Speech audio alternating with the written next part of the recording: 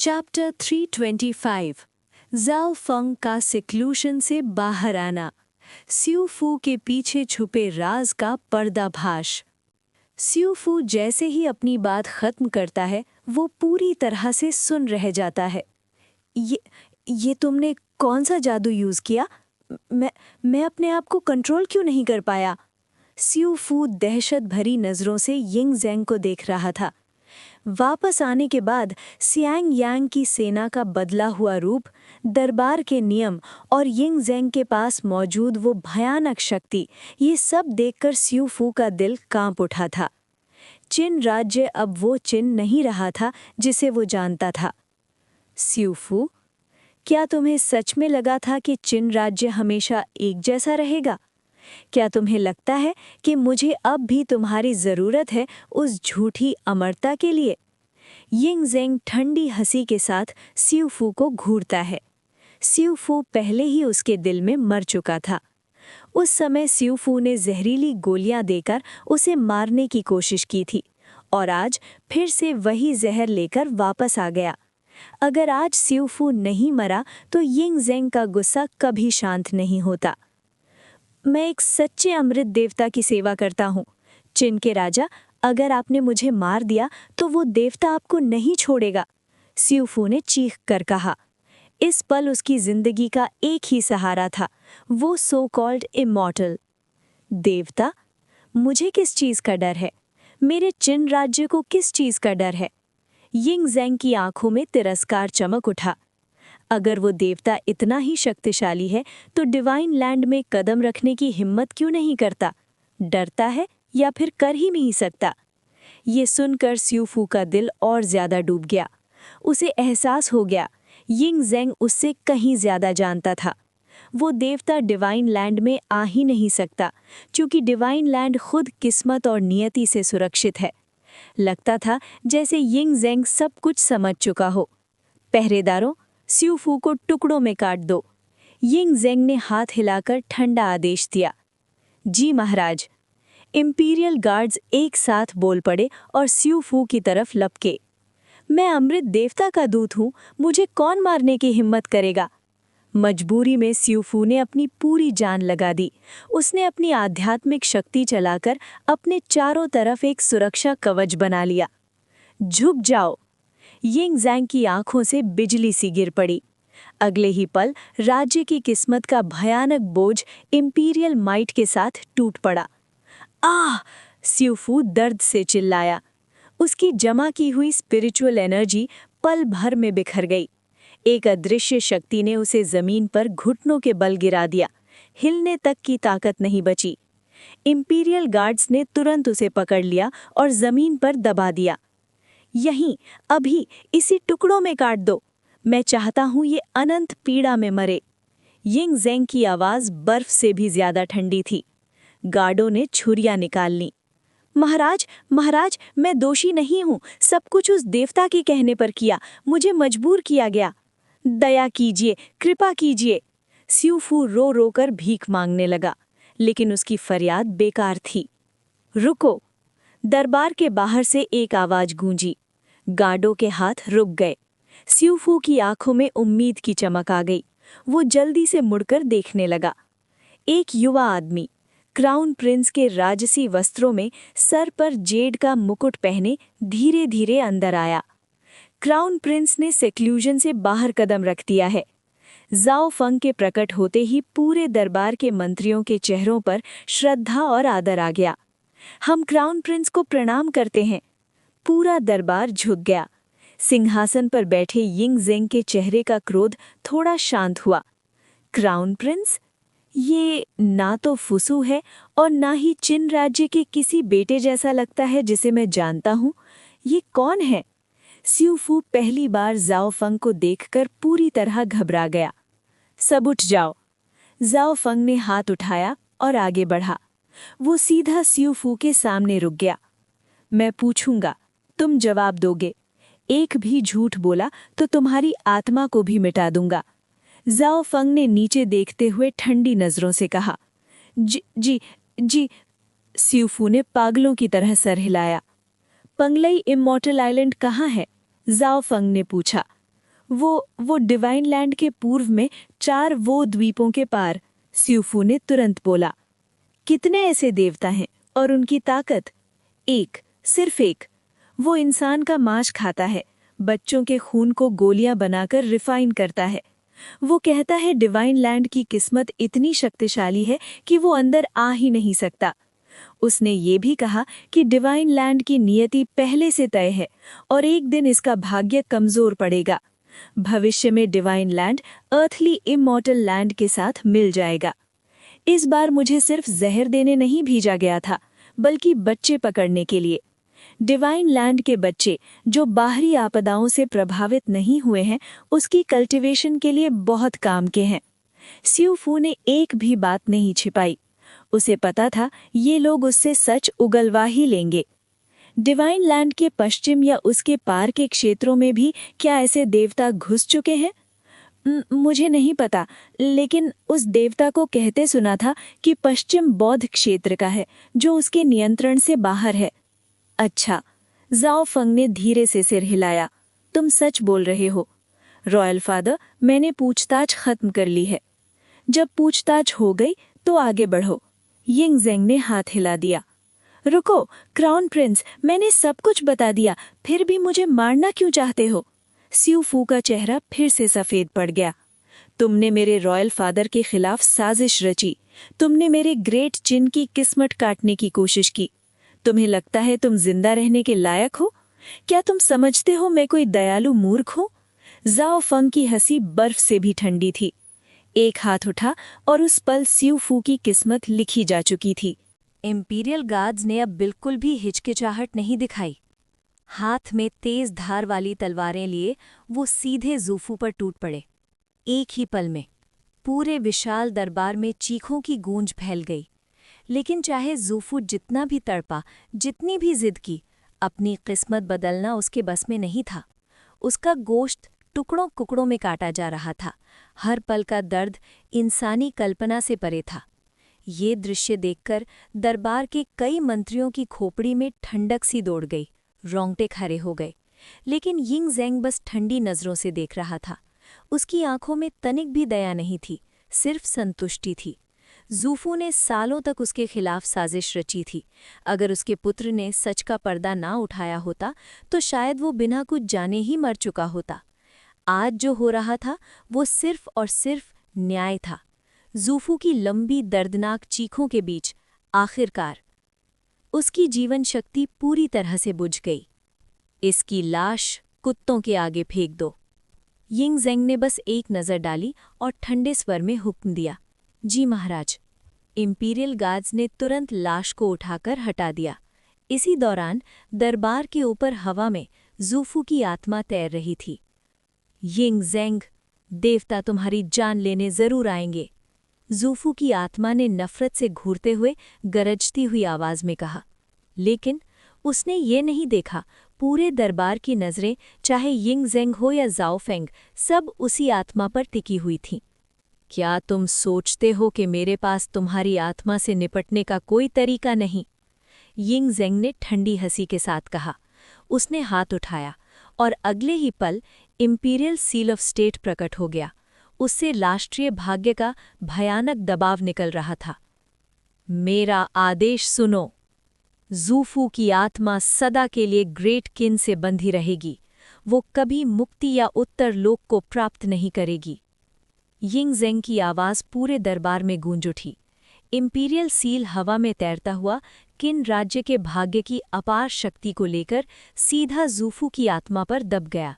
शून्य के बीच ज़ूफू को विरोध का एक पल का भी मौका नहीं मिला। उसकी आत्मा पूरी तरह से राष्ट्रीय भाग्य के बोझ के नीचे दबा दी गई, बांध दी गई और अंत में दरबार के बीच ही विलुप्त हो गई। हमेशा के लिए किन के भाग्य के नीचे सील कर दी गई। इस पल यिंग ज़ेंग राष्ट्रीय भाग्य के दाव को पूरी तरह से समझ चुका था। वो राज्य के साथ एक हो चुका था।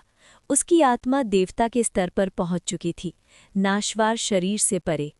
इसलिए वो नेचुरली आत्माओं को देख सकता था। फेंगर, यिंग ज़ेंग ने मुस्कुराते हुए ज़ाओ फेंग को देखा। लगता है तुम्हारी इस बार की सिक्लूजन काफ़ी लाभदायक रही। लाभ ठीक ठाक रहे।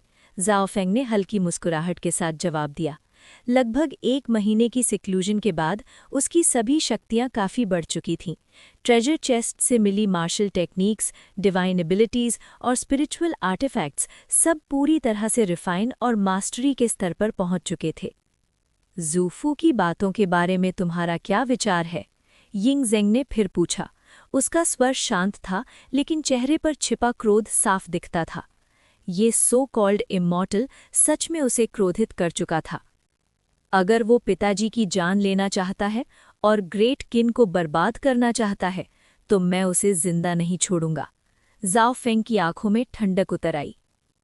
तुम क्या करना चाहते हो? यिंग ज़ेंग की भौहें हल्की सी ऊपर उठ गईं। मैं खुद जाकर उससे मिलूंगा। मुझे इस सो कॉल्ड डेमोनिक इमॉर्टल के बारे में काफ़ी जिज्ञासा है। ज़ाओ फेंग हल्की हंसी के साथ बोला। अच्छा, यिंग ज़ेंग ने सिर हिलाया। लेकिन उससे पहले मुझे गोस्ट वैली जाना होगा और मास्टर गुइगू को पर्वत से नीचे आने का निमंत्रण देना होगा। आखिरकार जब ग्रेट किन एकजुट हो जाएगा तो मैंने उनसे वादा किया था कि मैं खुद जाकर उनसे मिलूंगा। ज़ाओ फेंग मुस्कुराया। क्राउन प्रिंस, क्या मैं आपके साथ चल सकता हूँ? जनरल वेलियाओ ने उत्साह से पूछा। बिल्कुल, ज़ाओ फेंग ने मुस्कुराते हुए कहा। धन्यवाद क्राउन प्रिंस। वेलियाओ का चेहरा खुशी से चमक उठा। इसी पल वेलियाओ को कुछ याद आया और उसने जोर से रिपोर्ट दी। महाराज, क्राउन प्रिंस, मुझे अभी संदेश मिला है कि लीमू तुआन ने पूरी तरह से समर्पण कर दिया है। उनका ग्रैंड जनरल जिन फेंग गोरिया भाग चुका है। ग्रेट किन ने गोरिया पर आक्रमण शुरू कर दिया है। हमने कई सीमा शहर तोड़ दिए हैं। उनकी पूरी बर्बादी 1 से 2 महीने के अंदर तय है। यिंग ज़ेंग ने सिर हिलाया। अच्छा, जैसे ही ये दोनों राज्य गिरेंगे, इनके युवाओं को ग्रेट किन के लिए मजदूर बनाया जाएगा। सड़कें बनेंगी, साम्राज्य के लिए काम करेंगे जिंदगी भर। इन विदेशी जातियों के लिए यिंग ज़ेंग के दिल में कोई दया नहीं थी। नाम के लिए 5 साल का श्रम, हकीकत में ये कभी खत्म नहीं होता। मानव संसाधन का पूरा उपयोग होना चाहिए। महाराज, क्राउन प्रिंस, शाओहे आगे बढ़ा और बोला। पहली स्पिरिचुअल माइंड मिलने के बाद मैंने एक विशेष टीम तैयार की। अब तक ग्रेट किन के भीतर हम 38 स्पिरिचुअल माइंड्स खोज चुके हैं। सभी बहुत समृद्ध हैं। बहुत बढ़िया, ज़ाओ फेंग मुस्कुराया। 38 माइंड्स।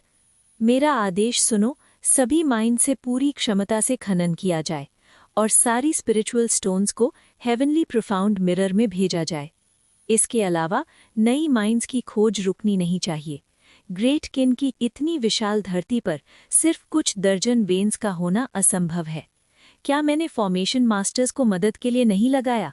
उनके साथ ये काम मुश्किल नहीं होना चाहिए। शाओ हे ने सिर झुकाया। मैं समझ गया, लेकिन खोज के दौरान फॉर्मेशन मास्टर्स ने कुछ अजीब बात महसूस की। इसकी बात यहीं रुकी और दरबार का माहौल अचानक गंभीर हो गया। लगता है जैसे ये स्पिरिचुअल स्टोन माइंस जानबूझकर छुपाई गई थी, शाओ हे ने अदब से रिपोर्ट दी। हर एक माइन पर एक प्राकृतिक कंसीलमेंट फॉर्मेशन है, बिल्कुल ऐसा जैसे किसी ने खासकर इन्हें ग्रेट किन की नज़रों से बचाने के लिए ढक दिया हो। ये सुनकर ज़ाओ फेंग ने सर हिलाया। मिनिस्टर शाओ, बेकार की चिंता की ज़रूरत नहीं, बस ज़्यादा से ज़्यादा माइंस ढूंढने पर ध्यान दो। ग्रेट किन का राष्ट्रीय भाग्य अब उदय पर है। जैसे जैसे समय बीतेगा, ये छुपाने वाली फॉर्मेशंस अपने आप ही टूट जाएंगी। ज़ाओ फेंग सच जानता था। शेंजू की पूरी धरती पर ये सो कॉल्ड इमॉर्टल्स काफ़ी समय से छुपी हुई चाल चल रहे थे। उनका मकसद था इस महाद्वीप की किस्मत और यहाँ के लोगों पर नियंत्रण पाना। कल्टीवेशन के लिए स्पिरिचुअल स्टोन्स सबसे ज़रूरी थी, इसीलिए उन्होंने जानबूझकर इन माइंस को छुपा दिया था। वो शेंजू में कल्टीवेटर्स के उदय से डरते थे। मैं समझ गया, शाओ हे ने श्रद्धा से कहा। पिताजी, अब जब ग्रेट किन के पास इतनी अधिक स्पिरिचुअल स्टोन्स आ चुकी हैं, तो मेरे पास एक सुझाव है। ज़ाओ फेंग ने गंभीर स्वर में कहा। बोलो फिंगर। यिंग ज़ेंग मुस्कुराया। स्पिरिचुअल स्टोन्स को हेवनली प्रोफाउंड मिरर के कंट्रीब्यूशन पॉइंट से जोड़ दिया जाए। साथ ही ग्रेट किन के अधिकारियों की तनख्वाह भी कंट्रीब्यूशन पॉइंट्स में दी जाए। भविष्य में अधिकारी अपने पॉइंट्स को हेवनली प्रोफाउंड मिरर के जरिए स्पिरिचुअल स्टोन्स में बदल सकेंगे। जाओ फेंग ने अपना प्रस्ताव रखा। क्राउन प्रिंस के इस सुझाव पर आप सब क्या कहते हैं? यिंग ज़ेंग ने मुस्कुराते हुए सभी मंत्रियों की तरफ देखा। हम पूरी तरह से समर्थन करते हैं। सारे मंत्री एक साथ बोल पड़े। हेवनली प्रोफाउंड मिरर किन में लगभग 2 साल से लागू हो चुका था। कंट्रीब्यूशन पॉइंट सिस्टम साम्राज्य का एक महत्वपूर्ण हिस्सा बन चुका था। मुद्रा व्यवस्था के जिम्मेदार लू बू वई खुद इसे संभाल रहे थे और सिस्टम को और भी सुधारा जा रहा था। ये कहा जा सकता था कि कंट्रीब्यूशन पॉइंट्स अब सच में किन की मुख्य मुद्रा बन चुके थे। न सिर्फ किन के सिक्कों के बदले जा सकते थे, बल्कि साम्राज्य के अंदर लगभग हर चीज खरीदने के काम आते थे। शायद एक दिन ऐसा भी आए जब परंपरागत सिक्के पूरी तरह गायब हो जाएं और सिर्फ कंट्रीब्यूशन पॉइंट्स ही रह जाएं। अगर ऐसा ही है तो तुरंत प्रभाव से सभी तनख्वाह कंट्रीब्यूशन पॉइंट्स में दी जाएंगी। जाओ फेंग ने आदेश दिया। क्राउन प्रिंस बुद्धिमान है, मंत्रियों ने एक स्वर में कहा। पिताजी, जब थ्वान और बाकी 2 राज्य पूरी तरह से जीत लिए जाएंगे तो बाइये को भी फिर से किन के अधीन लाने का समय आ जाएगा। जाओ फेंग मुस्कुराया। ये तो निश्चित है। मैं पहले ही वांग बेन को सेना इकट्ठा करने का आदेश दे चुका हूँ, यिंग ज़ेंग ने हल्की मुस्कुराहट के साथ कहा। लेकिन बाइये एक जंगली क्षेत्र है, जहरीली धुंध, खतरनाक जीव हर जगह। वांग बेन अभी ये सोच रहा है कि युद्ध का आरंभ कैसे करे। जहरीली धुंध हटाना मुश्किल नहीं, जाओ फेंग ने शांत स्वर में कहा। हम एक स्पिरिचुअल कनाल बनाएंगे, पानी को बाइये की तरफ मोड़ देंगे। बहता हुआ जल जहरीली मियास्मा को धोकर ले जाएगा। रही बात जहरीले जीवों की, तो पिल हॉल उनके लिए विशेष औषधि बना सकता है। अब किन कोई साधारण नश्वर राज्य नहीं रहा, ये अब मार्शल कल्टिवेशन का राज्य बन चुका है। इसीलिए युद्ध भी अब पुराने तरीकों से नहीं तौला जा सकता। जाओ फेंग की आवाज में आत्मविश्वास था। जनरल लोग, क्या आप समझ गए? यिंग ज़ेंग ने वांग जेन और अन्य सेनापतियों की तरफ देखा। हम समझ गए, सभी जनरल एक साथ बोले। बहुत अच्छा, मंत्री अपनी चर्चा जारी रखें। आज की सभा में मेरा सिर्फ एक ही आदेश है, सेना का विस्तार करो, राशन और सप्लाईज का पूरा संग्रह करो। जब मैं वापस आऊंगा तो किन पूरे जोर से विस्तार करेगा। शेंजू के बाहर की दुनिया को भी किन को खोजना होगा। जाओ फेंग ने पूरे दरबार को देखते हुए कहा। उसके स्वर में छुपी हुई नहीं, खुली हुई महत्वाकांक्षा थी। हम आदेश का पालन करेंगे। मंत्री उत्साह से भरे हुए थे। शाओफू, मैं अब गोस्ट वैली जा रहा हूं, तुम मेरे साथ चलोगे। जाओ फेंग ने वी लियाओ की तरफ मुड़कर कहा। मैं तुरंत रथ तैयार करवाता हूं, वी लियाओ ने तुरंत कहा। रथ की जरूरत नहीं, जाओ फेंग मुस्कुराया और वी लियाओ के पास चला गया। फिर उसने हाथ हिलाया और अगला पल जैसे आकाश खुद हिल उठा। कभी शांत रहने वाला वॉइड अचानक हिलने लगा, फिर आईने की तरह चिटक कर टूट गया। जाओफिंग ने वेलियाओ के कंधे पर हाथ रखा और सीधा उस टूटे हुए स्पेस के अंदर कदम रख दिया। अगले ही पल दोनों पल भर में गायब हो गए। ये दृश्य देखकर पूरा दरबार सन्न रह गया। ये क्या यही अमृतों की शक्ति है? पलक झपकते ही गायब हो गए। क्राउन प्रिंस सच में अमृत के स्तर तक पहुंच चुके हैं। कितनी भयानक शक्ति! जाओफिंग का ये दिव्य कारनामे देखकर सभी मंत्रियों के दिल में उसके लिए श्रद्धा और भी गहरी हो गई। वहीं यिंग ज़ेंग अपने सिंहासन पर शांत बैठा मुस्कुराता रहा। Ghost valley. पर्वत की चोटी पर बैठा घोस्ट वैली मास्टर अचानक कुछ महसूस करता है और पीछे की तरफ नजर घुमाता है। वॉइड में लहरें उठती हैं, फिर वो टूट जाता है। 2 आकृतियां उसके बीच से बाहर आ जाती हैं। उन्हें देखते ही घोस्ट वैली मास्टर के चेहरे पर मुस्कान फैल जाती है। जाओ लड़के, तुम आखिर आ ही गए। घोस्ट वैली मास्टर हंसी के साथ बोला। घोस्ट वैली मास्टर, काफी समय हो गया। जाओफेंग ने भी मुस्कुराते हुए नमस्कार किया। शिष्य अपने गुरु को प्रणाम करता है। वेलियाओ ने घुटनों पर बैठकर अपने गुरु को नमन किया। ओ! घोस्ट वैली मास्टर की नज़र वेलियाओ पर पड़ी और उसके चेहरे पर हैरानी उभर आई। तुम्हारे अंदर इतनी प्रबल राष्ट्रीय भाग्य शक्ति कैसे है? और ये शक्ति तुम्हारे साथ पूरी तरह से मिल चुकी है? घोस्ट वैली मास्टर ने आश्चर्य से पूछा। गुरुजी, ये कल्टिवेशन ऑफ मिनिस्टर्स है जो क्राउन प्रिंस ने हमें प्रदान की है। ग्रेट किन के सभी अधिकारी इस विद्या का अभ्यास कर सकते हैं। इससे आत्मा मजबूत होती है, राष्ट्रीय भाग्य से शक्ति मिलती है और उसकी रक्षा भी। उच्च स्तर पर व्यक्ति राज्य के साथ एक हो जाता है और चाहे शरीर नष्ट हो जाए, राष्ट्रीय भाग्य के जरिए पुनर्जन्म संभव है। वेलियाओं ने सच्चाई से समझाया। राज्य के साथ जीना, राष्ट्रीय भाग्य से पुनर्जन्म। ये सुनकर घोस्ट वैली मास्टर की आंखों में और भी गहरा आश्चर्य दिखने लगा। क्या ये स्वर्ग के ट्रू गॉड्स जैसा ही नहीं है? उसने हैरानी से कहा। बिल्कुल, झाओ फेंग मुस्कुराया।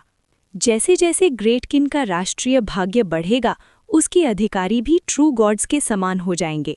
चाहे वे मर भी जाएं, वे फेंक्शन लिस्ट के जरिए पुनर्जीवित हो सकते हैं। लेकिन ग्रेट किन का राष्ट्रीय भाग्य सिस्टम फेंक्शन लिस्ट से कहीं ज्यादा लचीला है। ट्रू गॉड्स की वृद्धि सीमित है, पर मेरे किन के अधिकारी राज्य के बढ़ने के साथ साथ और शक्तिशाली होते जाएंगे। झाओ फेंग ने शांत स्वर में कहा।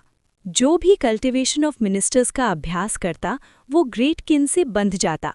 राज्य बचेगा तो वो बचेगा, राज्य मिटेगा तो वो भी मिटेगा। राष्ट्रीय भाग्य उन्हें शक्ति और आयु देता और बदले में वे अपना जीवन साम्राज्य को समर्पित कर देते। ये एक न्यायपूर्ण विनिमय था। किन के लिए ये सच में एक ऐसा सिस्टम है जिसमें सब साथ साथ उन्नति करते हैं, और जिन लोगों में कल्टिवेशन की प्रतिभा नहीं होती, उनके लिए ये शक्ति पाने का एक बेहतरीन रास्ता है। घोस्ट वैली मास्टर ने संतुष्टि से सिर हिलाया, लेकिन उसका स्वर अचानक गंभीर हो गया। घोस्ट वैली मास्टर ने झाओ फेंग को तीखी नजरों से देखा। झाओ लड़के, तुम फेंक्शन लिस्ट के बारे में कैसे जानते हो? और हेवनली कोर्ट के ट्रू गॉड्स के बारे में भी? बस एक सौभाग्यशाली संयोग, झाओ फेंग ने हल्की मुस्कान के साथ जवाब दिया। तुम राजों से भरे हुए हो, है ना? एक बिल्कुल नया मार्शल कल्टिवेशन पाथ, उसके ऊपर राष्ट्रीय भाग्य पर आधारित कल्टिवेशन सिस्टम। इनमें से एक भी होता तो स्वर्ग लोक हिला देता, लेकिन तुम दोनों के मालिक हो। सच में एक अद्भुत युवा हो तुम। घोस्ट वैली मास्टर की आवाज में प्रशंसा थी। घोस्ट वैली मास्टर, मैं आज यहाँ अपना वादा पूरा करने आया हूँ। मैं आपसे पूछना चाहता हूँ, क्या आप पर्वत से नीचे उतरकर ग्रेट किन की सहायता करेंगे? क्या आप मेरे साम्राज्य को मजबूत बनाने में मेरी मदद करेंगे? झाओ फेंग की आंखें घोस्ट वैली मास्टर पर टिक गईं। यही उसका असली उद्देश्य था। घोस्ट वैली मास्टर को किन की सेवा में बुलाना, ये किन के लिए भी अवसर था और घोस्ट वैली मास्टर के लिए भी। अगर मैं किन के साथ जुड़ जाऊं? घोस्ट वैली मास्टर ने गहरी नजरों से झाओ फेंग को देखते हुए पूछा, तो मुझे बदले में क्या मिलेगा? ये सवाल सुनते ही झाओ फेंग मुस्कुराया। ग्रेट किन ज्वाइन करने पर मैं आपको इस दुनिया में एक सही और न्यायपूर्ण स्थान दूंगा। सिर्फ इतना ही नहीं, मैं आपको ऐसे संसाधन भी दूंगा जो आपके कल्टिवेशन पाथ को सहारा देंगे, यहाँ तक कि अमृत मार्ग के शिखर तक पहुंचने का मौका भी। झाओ फेंग ने सीधी नज़र से गुईगुजी को देखते हुए जोर से कहा, तुम इस बात की गारंटी कैसे दे सकते हो? गुईगुजी हंसी के साथ बोला। झाओ फेंग ने और कोई बेकार बात नहीं की। वो हवा में उठ गया। उसके हाथ में टियन वेन स्वॉर्ड प्रकट हो गई। मेरी शक्ति से, सीनियर गुईगु, आइए एक युद्ध हो जाए। झाओ फेंग खुलकर हंस पड़ा। उसके शरीर से भयानक ऊर्जा फूट पड़ी। मार्शल दाब इतना प्रचंड था जैसे आसमान भी झुक जाए। पिछली बार के युद्ध में न तुमने पूरी ताकत लगाई थी न मैंने। इस बार मुझे निराश मत करना। गुईगुजी भी हंस पड़ा। उसके बूढ़े चेहरे पर योद्धा की चमक लौट आई। फिर वो भी आसमान में उठ गया। उसके हाथ में एक तलवार प्रकट हुई। ये कोई साधारण हथियार नहीं था, ये एक इमॉर्टल टियर आर्टिफैक्ट था। लड़ो, झाओ फेंग ने गरज कर कहा। तलवार हाथ में लिए वो सीधा गुईगुजी पर टूट पड़ा। एक कदम आगे बढ़ते ही वॉइड में सिर्फ झाओ फेंग का आफ्टर इमेज रह गया। तलवार नीचे गिरी, 1000 झंग का स्पेस फट गया। आकाश और शून्य दोनों में दरारें पड़ गईं। गुईगुजी मुस्कुराया और अपनी तलवार से सीधे वार का सामना किया। 2 तलवारों की रोशनी टकराई। बूम बूम, भयानक शक्ति हर दिशा में फैल गई, जैसे प्रलय का दृश्य हो। ऊर्जा की लहरों से पास के पर्वत तक कांप उठे। अगले ही पल दोनों आकृतियां बिजली की रफ्तार से एक दूसरे के करीब आ गईं। बूम बूम बूम, लगातार टकराव। वेलियो के लिए ये जैसे दो पूरी दुनियाओं का टकराव लग रहा था। गुइगुजी ने अपनी अमृत शक्ति को सीमा तक चला दिया। जाओफंग ने अपनी मार्शल ट्रू एसेंस को पूरी तरह खोल दिया। हर टकराव पर वॉइड में लहरें उठती थीं, जैसे ज्वालामुखी फट रहे हों। हर एक तलवार का वार लाखों की आबादी वाले शहर को पल भर में मिटा सकता था। ये थे सच्चे महान एक्सपर्ट्स, नश्वर शक्ति का शिखर। Martial divine ability, killing in 10 domain, जाओफंग ने गरज कर कहा। उसकी डिवाइन एबिलिटी फूट पड़ी। खून जैसे लाल रंग का ऑरा हजारों झंग तक फैल गया। गुइगुजी को संभलने का मौका तक नहीं मिला, वो सीधा इस डोमेन में कैद हो गया। ये क्या है? गुइगुजी का चेहरा गंभीर हो गया। पूरा आसमान और शून्य एक भयानक लाल रोशनी में डूब गया। जाओफंग की आकृति नजरों से गायब हो चुकी थी। लेकिन स्पिरिचुअल सेंस से महसूस होता था जैसे जाओफंग इस पूरे क्षेत्र में हर जगह मौजूद हो। सीनियर गुइगु, ये आवाज़ चारों तरफ से गूंज उठी। ये मेरी डिवाइन एबिलिटी है, किलिंग डाओ डोमेन। मैं युद्ध भूमि पर पैदा हुआ, खून में ढल कर बढ़ा हूं। ये डिवाइन एबिलिटी मेरी अपनी रचना है। अगले ही पल 10,000 स्वर्ड्स रिटर्न टू वन, जाओफंग ने गरज कर कहा। लाल किलिंग इंटेंट तूफान बन गया। एक ही पल में आसमान में अनगिनत लाल खून रंग तलवार के साये उभर आए। 10,000 तलवारों का तूफान गुइगुजी पर बरस पड़ा। हर एक तलवार में भयानक विनाश शक्ति थी। अद्भुत! तुम्हारी ताकत पहले से कई गुना बढ़ चुकी है। गुइगुजी जोर से हंस पड़ा। उसने अपनी अमृत शक्ति को सीमा से भी आगे बढ़ा दिया। लेयर पर लेयर डिफेंसिव बैरियर्स खड़े हो गए। फिर उसके हाथ से अमृत तलवार छूट गई। उसके नियंत्रण में वो दर्जनों तलवार के प्रतिकारों में बदल गई और उसे चारों तरफ से सुरक्षा देने लगी। खून रंग तलवारों की बारिश टूट पड़ी। बूम बूम बूम, शक्तियों का भयानक संघर्ष हुआ। पूरी ताकत से बचाव के बावजूद कई लाल तलवारों ने बैरियर्स तोड़ दिए। तलवार के प्रतिकार भी धीरे धीरे धुंधले पड़ने लगे। इकट्ठा हो जाओ, वार करो। आसमान के ऊपर से जाओफंग की गरजती आवाज आई। बिखरी हुई हजारों तलवार छाएं एक जगह इकट्ठा होने लगीं। फिर वो एक 100 झंग लंबी खून रंग विशाल तलवार में बदल गईं। उससे निकलती शक्ति जैसे स्वर्ग और धरती को चीर सकती हो। विशाल लाल तलवार सीधे गुइगुजी की तरफ गिर पड़ी। बूम, एक ही वार।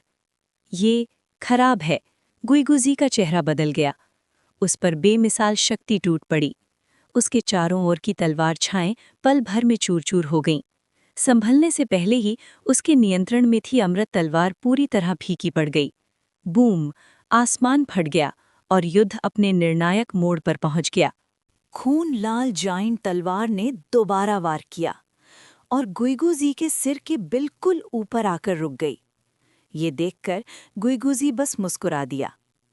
सिर्फ इतने कम समय में तुम्हारी शक्ति मुझसे भी आगे निकल चुकी है, उसने शांत स्वर में कहा।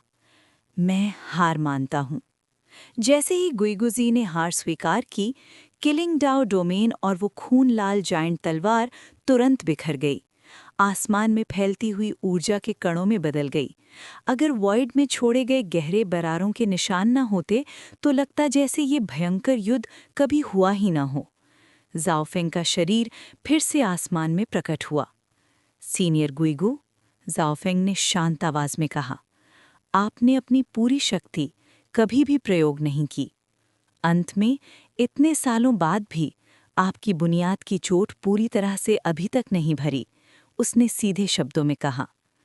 बुनियाद की चोट, उसे ठीक करना कभी आसान नहीं होता, गुइगुजी ने बेबस मुस्कान के साथ जवाब दिया। अगर भाग्य की शक्ति का आशीर्वाद मिले, जाओफेंग ने मुस्कुराते हुए कहा, तो शायद पूरी तरह से ठीक होना मुमकिन हो। तुमने सच में डाओ ऑफ फॉर्चून पर पकड़ बना ली है? गुइगुजी ने हैरानी से पूछा। चलिए नीचे बैठकर बात करते हैं। जाओफेंग मुस्कुराया और गुइगु माउंटेन के शिखर की तरफ उतरने लगा। गुइगुजी भी उसके पीछे उतर आया।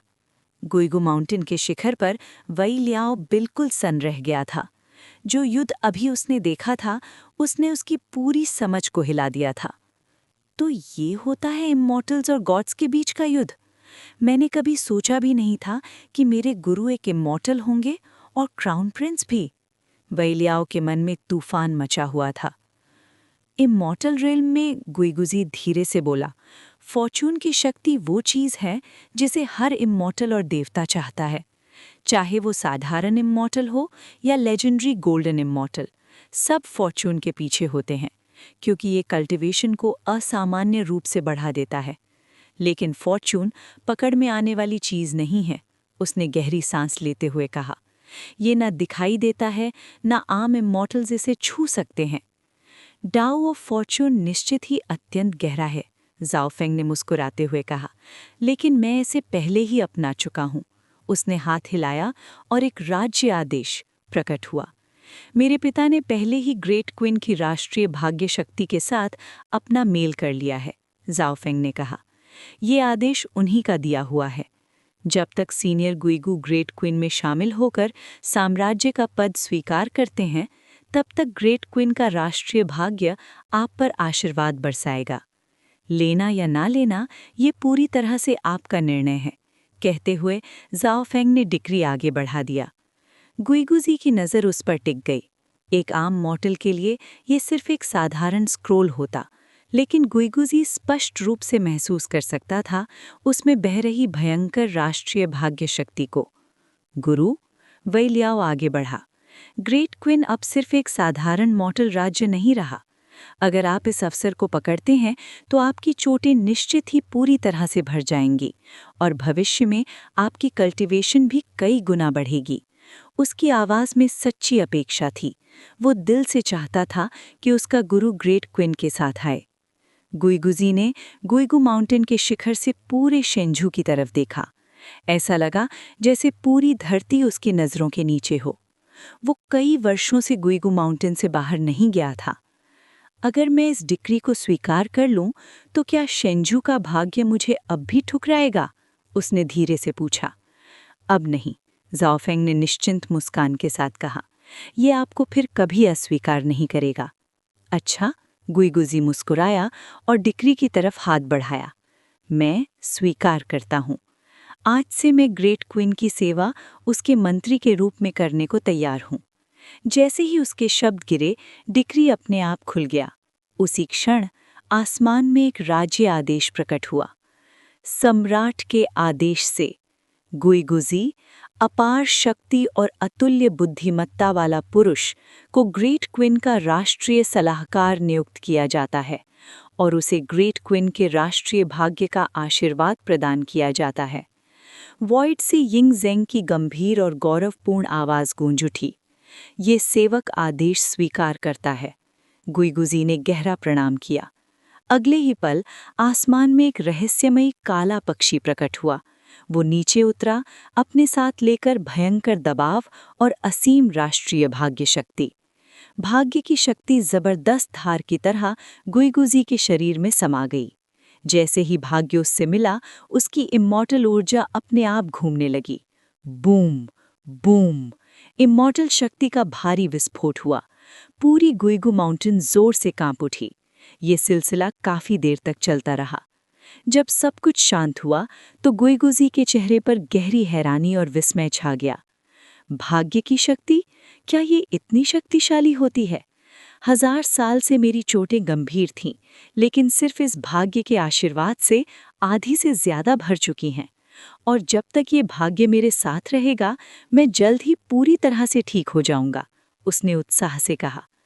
यही भाग्य की अद्भुत शक्ति है, जाओ फेंग ने मुस्कुराते हुए कहा। और सिर्फ इतना ही नहीं, जब आप पूरी तरह से ठीक हो जाएंगे तो ये आपकी कल्टीवेशन को भी कई गुना बढ़ा देगा। इसीलिए इमॉर्टल्स और देवता भाग्य के लिए लड़ते हैं, गुइगुजी हंसकर बोला। ऐसे लाभ कौन नहीं चाहेगा? भविष्य में जब आप ग्रेट क्वीन के राष्ट्रीय सलाहकार के रूप में होंगे तो आप भाग्य के और भी गहरे रहस्यों को समझेंगे। लेकिन उससे पहले उसकी आंखों में एक अर्थपूर्ण चमक आई। ग्रेट क्वीन के सभी मंत्रियों की तरह आपको एक उपहार मिलना चाहिए। उसने हाथ हिलाया और हेवनली प्रखंड मिरर गुइगुजी के सामने प्रकट हो गया। ये एक कॉन्जेनिटल स्पिरिचुअल ट्रेजर? गुइगुजी की आंखें फैल गईं। नहीं, अभी पूरी तरह से कॉन्जेनिटल नहीं, लेकिन इसमें पहले ही उसकी चमक आ गई है। ये एक्वायर्ड से कॉन्जेनिटल में परिवर्तन के दौर में है। उसकी हैरानी और गहरी हो गई। कॉन्जेनिटल स्पिरिचुअल ट्रेजर्स, ये तो सिर्फ कथाओं में सुने जाते थे। एक साधारण हेवनली इमॉर्टल के लिए सेलेस्टियल ग्रेड इमॉर्टल आर्टिफैक्ट मिलना ही बहुत बड़ी बात थी, और डिवाइन ग्रेड तो सपना। अगर किसी के पास कॉन्जेनिटल ट्रेजर हो तो वो लालच और लूट का निशाना बन जाता। मास्टर गुइगू, जाओ फेंग ने मुस्कुराते हुए कहा, इसे अपने हाथ से स्पर्श कीजिए। गुइगुजी ने आगे बढ़कर हेवनली प्रखंड मिरर को छुआ। उसी क्षण मेन मिरर से एक आइडेंटिकल सब मिरर अलग हो गया और गुइगुजी के सामने तैरता हुआ आया। ये क्या है? गुइगुजी हैरानी से पूछने लगा। हेवनली प्रोफाउंड मिरर पूरे ग्रेट किन से जुड़ा हुआ है, जाओ फेंग ने समझाया। ये लिमिटलेस कम्युनिकेशन अलाउ करता है, ऑब्जेक्ट्स को तुरंत दूरी पर ट्रांसफ़र करने की शक्ति देता है और एक ऐसा कल्टीवेशन स्पेस भी बना सकता है जो ट्रेनिंग को एक्सेलरेट करता है। इसका असली पोटेंशियल आप समय के साथ समझ जाएंगे, जाओ फेंग मुस्कुराते हुए बोला। ये सुनते ही गुइगुजी की आंखों में क्यूरियोसिटी जगी। उसने तुरंत सब मिरर को पकड़ लिया। अगला ही पल एक तीखी रोशनी निकल गई और मिरर उसके शरीर के साथ फ्यूज हो गया। क्राउन प्रिंस के पास जो ट्रेजर्स हैं वो वाकई हैरान अंगेज हैं, गुइगुजी हैरानी से बोला। लेकिन आगे से क्राउन प्रिंस के पूरे भरोसे वाले लोगों के अलावा ये ट्रेजर कभी किसी के सामने नहीं आना चाहिए। इमॉर्टल रेल्म में स्ट्रॉन्ग वीक पर प्रे करते हैं। वो रिसोर्सेज के लिए मारते हैं और प्रेशियस आर्टिफैक्ट्स के लिए और भी ज़्यादा। गुइगुजी ने गंभीर रूप से चेहरा बनाया। फिक्र मत करो, जाओ फेंग ने शांत मुस्कान के साथ कहा। हेवनली प्रोफाउंड मिरर वाकई गवर्नेंस में टॉप टियर आर्टिफैक्ट है, लेकिन मेरे पास इससे भी ज़्यादा कीमती ट्रेजर्स हैं। एक माइनर वर्ल्ड और वर्ल्ड ट्री। इनकी पोटेंशियल लिमिटलेस है। और जैसे गुइगुजी ने पहले ही पॉइंट किया था, हेवनली प्रोफाउंड मिरर अब ट्रांसफॉर्मेशन के दौर में था। जब जाओ फेंग ने राष्ट्रीय भाग्य इकट्ठा किया और किन इंपीरियल डायनेस्टी इस्टेब्लिश किया, उसने अपने पिता से एक इंपीरियल डिक्री इशू करवाया जिसमें हेवनली प्रोफाउंड मिरर को राष्ट्रीय सेक्रेड आर्टिफैक्ट बनाया गया। अब ग्रेट किन के भाग्य के आशीर्वाद से ये अक्वायर्ड ट्रेजर से कंजेनिटल स्पिरिचुअल ट्रेजर में इवॉल्व हो रहा था। आज की मुलाकात, जाओ फेंग का चेहरा थोड़ा सीरियस हो गया। गोस्ट वैली मास्टर को ग्रेट किन की सेवा में बुलाने के अलावा एक और मामला भी है। कृपया योर हाइनेस बोलिए, गुइगुजी मुस्कुराते हुए बोला। अब जब उसने अपनी लॉयल्टी प्लेज कर दी थी और राष्ट्रीय भाग्य के आशीर्वाद से अपनी चोटें ठीक होती देखी थीं, वो नेचुरली समझ गया था कि मिनिस्टर के रूप में कैसे बिहेव करना है। डिवाइन कॉन्टिनेंट के बाहर अब भी इमॉर्टल्स हैं क्या? जाओ फेंग का स्वर गंभीर था। डिवाइन कॉन्टिनेंट के ओरिजिन्स के बारे में मुझे पता नहीं, लेकिन मैं मॉर्टल और इमॉर्टल रेल्म्स के सेपरेशन को समझता हूँ, जाओ फेंग ने शांत रूप से बताया। बहुत पहले एक महान ह्यूमन एम्परर था जिसने अपनी इमेंस पावर और फॉर्च्यून से सेलेस्टियल पिलर को तोड़कर इमॉर्टल और मॉर्टल वर्ल्ड्स को अलग कर दिया। डिवाइन कॉन्टिनेंट और उसके बाहर की ज़मीन मॉर्टल वर्ल्ड बन गई। हेवनली इमॉर्टल स्टेज के ऊपर के इमॉर्टल्स अब मॉर्टल वर्ल्ड में नहीं आ सकते। जहाँ तक मेरा डिवाइन कॉन्टिनेंट में एंट्री का सवाल है, शायद ये सिर्फ कोइंसिडेंस था। मुझे नहीं पता कैसे मैंने इमॉर्टल्स और मॉर्टल्स के बीच का डिवाइड बाईपास किया। अब डिवाइन कॉन्टिनेंट के बाहर इमॉर्टल्स हैं या नहीं, ये मैं नहीं कह सकता। जब से मैं यहाँ आया हूँ, मैं वैली में कन्फाइंड रहा हूँ, गुइगुजी ने थोड़ी हेल्पलेसनेस के साथ कहा।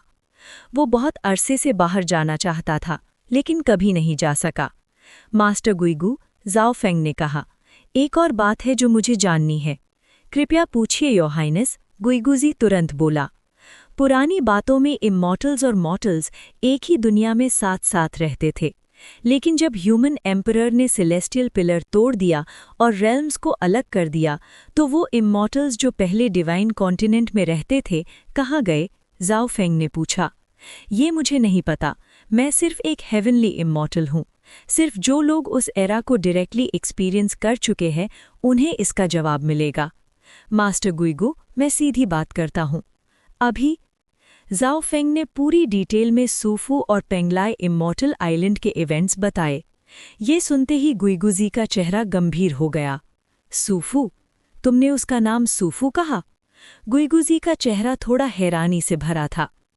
क्या ये मुमकिन है कि सूफू आपका डिसाइपल था, मास्टर गुइगू? जाओ फेंग ने हैरानी से पूछा। पिछली जिंदगी के रिकॉर्ड्स में ये सजेस्ट किया गया था कि सूफू गुइगुजी का डिसाइपल था। सूफू में कल्टिवेशन की एबिलिटी थी। वो कभी गोस्ट वैली आया और मैंने उसे नेम्ड डिसाइपल के रूप में एक्सेप्ट किया, कुछ टेक्निक्स पास की। लेकिन मैंने कभी नहीं सोचा था कि वो पेंगलाई इमॉर्टल्स के साथ इन्वॉल्व्ड होगा। सूफू ने राइटियस पाथ को छोड़ दिया। वो डेमोनिक कल्टिवेशन करता है, इंसानों का मांस और खून खाता है, और अब बस एक पपेट बन गया है इस सो कॉल्ड इमॉर्टल एनवॉय का। जाओ फेंग ने ग्रिम एक्सप्रेशन के साथ कहा। मैं समझ गया। एक नेम्ड डिसाइपल होने के बावजूद जब उसने ये रास्ता चुना, उसकी मौत का कोई अर्थ नहीं। लेकिन एक इमॉर्टल एनवॉय का जिक्र लाइटली नहीं लेना चाहिए। मॉर्टल और इमॉर्टल रेल्म्स अलग हैं, लेकिन इमॉर्टल्स कभी डिवाइन कॉन्टिनेंट को छोड़ते नहीं। वो हमेशा तरीके ढूंढ रहे हैं वापस आने के लिए, उसकी फॉर्च्यून चुराने के लिए और लिविंग बीइंग्स को खाने के लिए। और सूफू के शब्दों से 1000 साल बाद मॉर्टल वर्ल्ड वापस इमॉर्टल रेल्म में मिलेगा, शायद ये सिर्फ खाली बातें नहीं हैं। गुइगुजी ने अटमोस्ट सीरियसनेस के साथ कहा।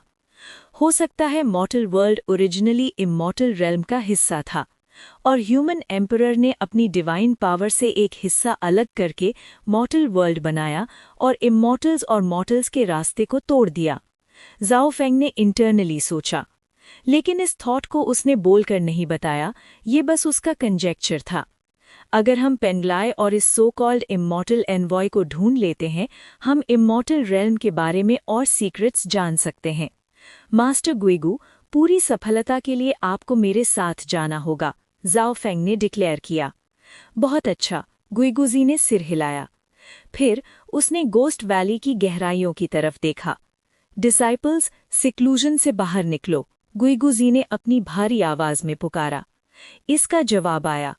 वैली की गहराइयों से अनेक स्ट्रीक्स ऑफ लाइट उभर कर आईं, जिनमें से हर एक से भारी इमॉर्टल ऑरा की शक्ति निकल रही थी। जाओ फेंग ने एक नज़र घुमाई और मुस्कुराया। गोस्ट वैली के डिसाइपल्स? हर एक अपने आप में इतिहास के लेजेंडरी फिगर थे। मॉर्टल वर्ल्ड के लिए ये गोस्ट वैली के डिसाइपल्स कब के मर चुके थे, सिर्फ हिस्ट्री के फुटनोट्स बन गए थे। लेकिन असल में जब गोस्ट वैली मास्टर अपने डिसाइपल्स एक्सेप्ट करता था, वो सिर्फ इंटेलिजेंस और टैलेंट नहीं देखता था, बल्कि स्पिरिचुअल रूट्स भी बहुत ज़रूरी फैक्टर होते थे। इसी वजह से उसकी डिसाइपल्स आज तक जिंदा बचे। अगर जाओ फेंग नहीं आता तो शायद ये लोग हमेशा गोस्ट वैली में ही रह जाते। डिसाइपल्स, मास्टर को प्रणाम करें। 12 लोग आगे आए और गोस्ट वैली मास्टर के सामने झुक गए। मैं दुनिया में आया हूँ और ग्रेट किन के ऑफिशियल के रूप में अपनी लॉयल्टी प्लेज करता हूँ। क्या आप सब मुझे दुनिया में फॉलो करेंगे? गोस्ट वैली मास्टर ने अपने डिसाइपल से पूछा। सुनते ही डिसाइपल्स ने बिना किसी हेजिटेशन के जवाब दिया, मास्टर के हुक्म का पालन करेंगे। ये ग्रेट किन का क्राउन प्रिंस है, झुककर प्रणाम करो।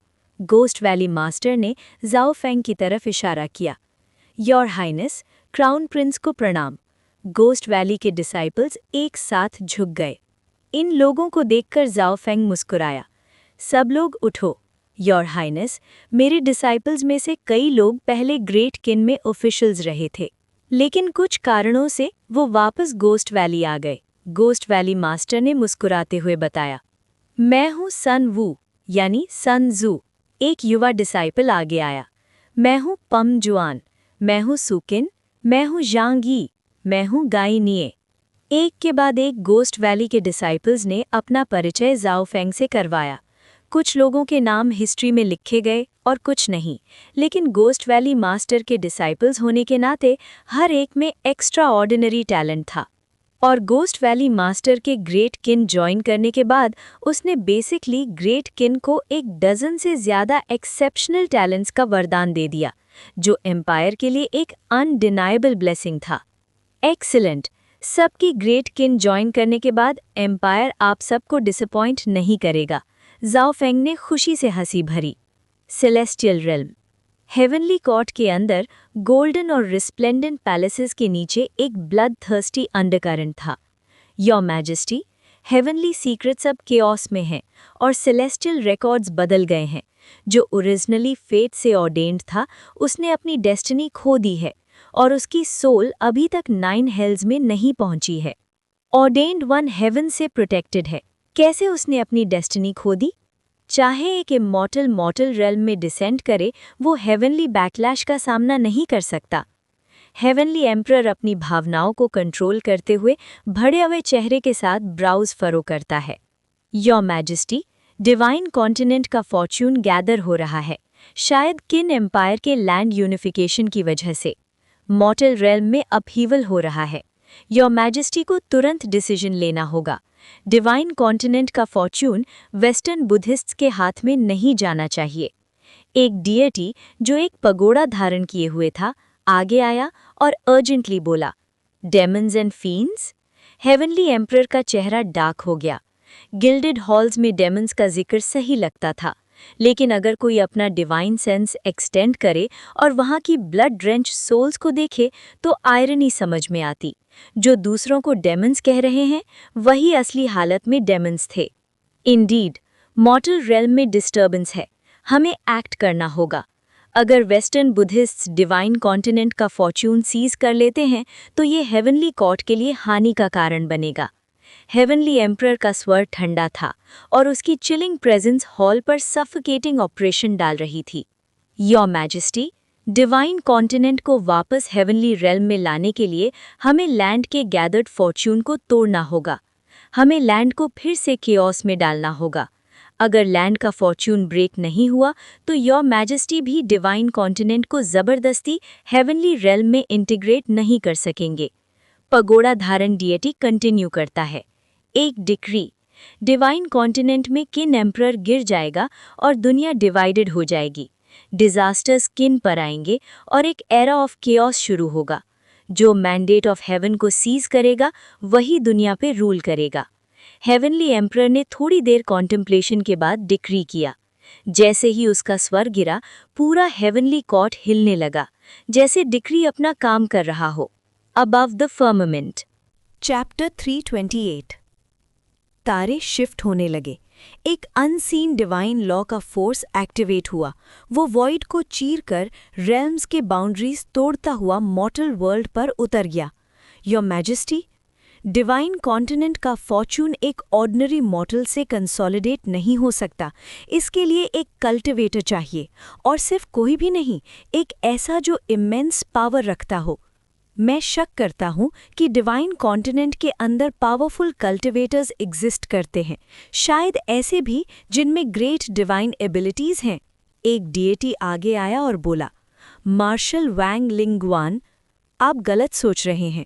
पुरानी बातों में जुआनशू ने हेवन और अर्थ का कनेक्शन सेवर किया, जाम्बू द्वीपा का एक हिस्सा कट करके मॉर्टल रेल्म बनाया। तब से इमॉर्टल्स और गॉड्स को मॉर्टल वर्ल्ड में डिसेंड करने से रोका गया।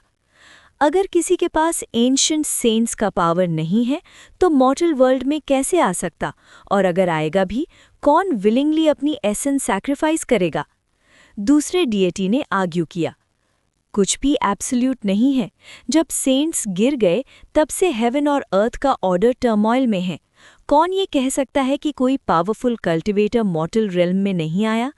और वैसे भी योर मैजेस्टी ने हमेशा हिडन एजेंट्स मॉर्टल वर्ल्ड में प्लांट किए हैं। अगर सच में एक फॉर्मिडेबल कल्टिवेटर डिवाइन कॉन्टिनेंट के अंदर मेरी हेवनली कॉर्ट के अगेंस्ट है तो हमारे हिडन एजेंट्स उसका सामना करेंगे। वेस्टर्न बुद्धिस्ट्स को इस मौके का फ़ायदा नहीं लेने देंगे। डिवाइन कॉन्टिनेंट का फॉर्च्यून और उसकी बीइंग्स की स्पिरिचुअल एसेंस मेरी हेवनली कॉर्ट की होनी चाहिए। डेमन्स और फीन्स की सोल्स हमारी डिवाइन लाइफ स्पैन सस्टेन करने के लिए बहुत कमज़ोर हैं। मार्शल वैंग लिंगवान ने स्नेह किया, the west, Buddhist lands. Shenzhou change हो गया है। मैंडेट ऑफ हेवन का बैरर मर गया है। हिडन एजेंट्स को शेंजू के बाहर एक्टिवेट करो। हम शेंजू को सेलेस्टियल कॉर्ट के हाथ में नहीं जाने देंगे। गोल्डन लोटस पर बैठ के तथागता धीरे से बोलता है, उसकी आवाज़ सेक्रेट चैंटिंग जैसे गूंजती है, इन्फिनिट अथॉरिटी से भरी। हम वर्ल्ड हॉनर्ड वन के डिक्री को फॉलो करते हैं। असेंबल्ड बुद्धास एक साथ रिस्पॉन्ड करते हैं। हर एक रेडिएंट बुद्धिस्ट लाइट में लिपटा हुआ था, लेकिन इस डिवाइन ग्लो के नीचे बिल्कुल हेवनली कॉर्ट के सेलेस्टियल गॉड्स की तरह ब्लड ब्लास्ट और डिमोनिक एनर्जी का हिडन ऑरा था। Great Qin Shenzhou, imperial court assembly hall. Your majesty, मैं अर्जेंट न्यूज़ लाया हूँ। नॉर्दर्न फ्रंटियर से ग्रेट विक्ट्री मिली है। जनरल ली मू ने सक्सेसफुली गोगुरिया के कैपिटल पर ब्रीच किया और पूरे रॉयल फैमिली को कैप्चर किया। Former grand general of Tuan Jin Feng resist करते हुए जनरल ली मू के हाथों तुरंत एग्जीक्यूट किया गया। तुआन और गोगुरिया अब ग्रेट किन के डोमेन में है। ये अब अलग स्टेट्स नहीं रहे। स्ट्रैटेजिस्ट वेई लियाओ एक्साइटमेंट के साथ रिपोर्ट दे रहा था। एक्सीलेंट! इंपीरियल थ्रोन पर बैठ के यिंगजैंग के ब्राउज सैटिस्फैक्शन से उठे। एम्पायर की टेरिटरी एक्सपैंड करना ये एक एम्परर का अल्टीमेट ग्लोरी था। तुआन और गोगुरिया छोटी नेशंस थीं, लेकिन उनका कॉन्क्वेस्ट ग्रेट किन की लैंड को थाउजेंड्स ऑफ माइल्स से बढ़ाने के साथ पॉपुलेशन को नियरली 8 मिलियन तक ले गया। ये रिसोर्सेज इनवैल्यूबल थे और यिंगजैंग खुश न हो तो कौन होता। इशू माई डिक्री। जनरल ली मू ने ग्रेट मेरिट अचीव किया है। उसे प्रोटेक्टरेट कमांडर प्रमोट किया जाए और सुप्रीम जनरल के टाइटल से ऑनर किया जाए। नॉर्दर्न फ्रंटियर आर्मी को रीनेम करके ज़ेनबे पैसिफिकेशन ऑफ द नॉर्थ आर्मी बनाया जाए। हान शिन को चीफ जनरल प्रमोट किया जाए। ली मू न्यूली अक्वायर्ड टेरिटरीज गवर्न करेगा। कोई भी डिसोबीडियंस डेथ से मिलेगी। यिंगजैंग की आवाज़ मैजेस्टी से भरी थी। उसका डिक्री एक इंपीरियल ईडिक्ट के पावर से इम्ब्यूड था। उसके शब्दों के साथ नेशनल डेस्टिनी का सर्ज हवा में रिपल कर गया। Long live the wise ruler. पूरा कोर्ट ऑफ मिनिस्टर्स और जनरल्स एक साथ अपनी आवाज़ उठाते हैं। ली मू के लिए इवन बिफोर ग्रेट किन यूनिफाइड शेंजू वो लैंड में मिलिट्री जीनियस के रूप में रिनाउंड था। लेटर जाओ फेंग ने रिक्रूट किया और क्राउन प्रिंस का क्लोज एसोसिएट बनाया। नेचुरली प्रमोशन के अगेंस्ट कोई नहीं गया। योर मैजेस्टी, तुआन और गोगुरिया छोटी नेशंस हैं, लेकिन उनकी कंबाइंड पॉपुलेशन नियरली 8 मिलियन है। अगर प्रॉपर गवर्नेंस एस्टैब्लिश नहीं किया तो केओस आएगा। हमें या तो लोकल रूलर्स अपॉइंट करने होंगे या केपेबल ऑफिशियल्स डिस्पैच करने होंगे। प्राइम मिनिस्टर हान फेई आगे आए और काउंसिल दिया। ये मैटर आप खुद हैंडल करेंगे, यिंगजैंग मुस्कुराते हुए बोला। ये छोटी नेशंस थीं। जब तक किन की मिलिट्री पावर कंट्रोल मेंटेन करे, बाकी की चिंता की ज़रूरत नहीं। योर मैजेस्टी, नॉर्दर्न फ्रंटियर अब सेटल्ड है। अगला ऑब्जेक्टिव बाईयू है। चांसलर ल्यू बू वेई एक और प्रपोजल के साथ आगे आया। बाईयू बारबेरियंस की लैंड डेडली प्लेग्स और पॉइजनस मियाज़म से भरा। जनरल वांग जैन वहाँ काफ़ी देर से स्टेशन्ड है और अब सेलेस्टियल मिरर के साथ लॉजिस्टिकल सपोर्ट का कंसर्न नहीं। इशू माई डिक्री। जनरल वांग जैन बाईयू कॉन्क्वेस्ट लॉन्च करें, लेकिन ध्यान रहे बाईयू पर मास स्लॉटर नहीं होगा। जब बाईयू ग्रेट किन में इनकॉर्पोरेट होगा, वहाँ के लोग हमारे सिटीजन्स बनेंगे। यिंगजैंग ने अपने ऑर्डर्स डिसाइसिवली दिए। योर मैजेस्टी इज़ वाइज, ल्यू बू वे ने तुरंत एक्नॉलेज किया। बाईयू की लैंड हमेशा से शेंजू का हिस्सा थी। बाईयू ट्राइब्स अपनी एंसेस्ट्री ट्रेस करते हैं ancient battle between yellow emperor और चियू। चियू के डिफीट के बाद जियूली ट्राइब सेंट्रल प्लेन से निकलकर बाईयू में सेटल हुआ। यही बाईयू लोगों का ओरिजिन था। इस वजह से यिंगजैंग बाईयू और जियूली ट्राइब के डिसेंडेंट्स को हाई रिगार्ड में रखता था। उसके लिए ये सब हुआशिया सिविलाइजेशन के राइटफुल मेंबर्स थे। योर मैजेस्टी, 2 साल से ज़्यादा हो गए हैं इंपीरियल एकेडमी के एस्टैब्लिशमेंट को।